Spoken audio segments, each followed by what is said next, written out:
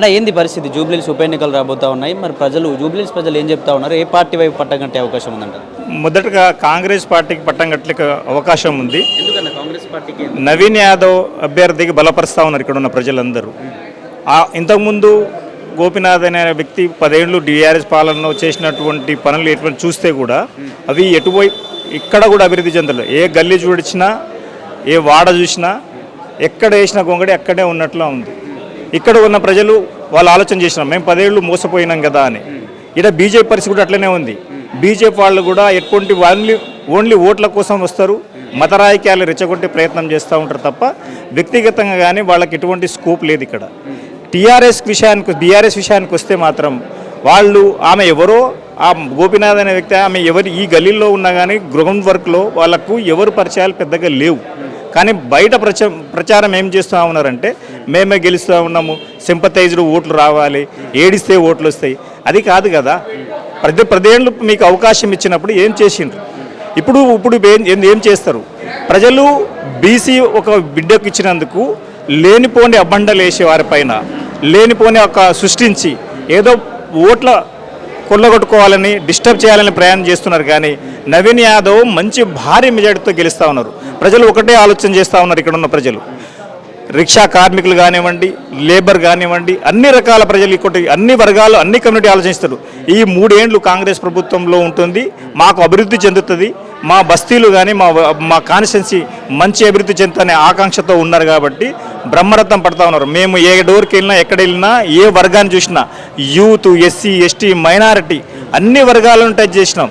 వాళ్ళందరూ వివేకతాటిగా మంచి మెజారిటీతోనూ నవీన్ యాదవ్ ఘన విజయం గెలుస్తారని మేము ఆశిస్తాము. కేటీఆర్ కావచ్చు, బీఆర్ఎస్ నాయకులంతా ఏం చెప్తున్నారంటే అసలు పెన్షన్లు ఇవ్వట్లేదు, మహిళలకు ఇస్తున్నటువంటి 25,000 రూపాయలు ఇవ్వట్లేదు, మీరు ఎందుకు కాంగ్రెస్ పార్టీ కోటియాలో ఒకసారి ఆలోచించండి అని చెప్పేసి కూడా ప్రజల తరఫున మాట్లాడుతూ ఉన్న పరిస్థితి. ఏం చెప్తున్నారు? మేమే ఒకటే అంటున్నామంటే వాళ్ళు ఇచ్చిన 10 ఏళ్ల వాగ్దానము డబుల్ బెడ్రూమ్ ఇండ్లు లేని వాళ్ళకి డబుల్ బెడ్రూమ్ ఇచ్చిండ్రు, వాగ్దానం ఇచ్చి ఏదైనా నిలబెట్టారా? మేము ప్రజల్లో వచ్చిన ఇప్పుడు బస్సు ఫ్రీ చేసినాం. ఇక్కడున్న బస్తీలో ఉన్న వాళ్ళు పూలు అమ్ముకునేటోళ్ళు, కూరగాయలు అమ్మేటోళ్ళు, వేరే ఇంట్లో పనిచేసేటోళ్ళు, ఇక్కడ నుంచి వేరే ఒక 15-20 కిలోమీటర్ దూరం పోయి పనిచేసే వాళ్లకు ఎంత లాభం జరుగుతూ ఉంది. ఒక మహిళకు ఈరోజు బస్సు ఫ్రీ వల్ల 2 నుంచి 3,000 రూపాయల నెలకు లాభం జరుగుతూ ఉంది. ఎందుకంటే ఇక్కడ ఉన్న వాళ్ళందరూ పనిచేసేవాళ్ళు దాదాపుగా అన్ని బస్తీలో చెప్పుకోనికే జూబ్లీహిల్స్ కొంత ప్రాంతం డెవలప్ ఉంది. కానీ మిగతా బస్తీలలో నిజంగానే మురికివాడ కంటే ఇంకా ఘోరంగా ఉంది.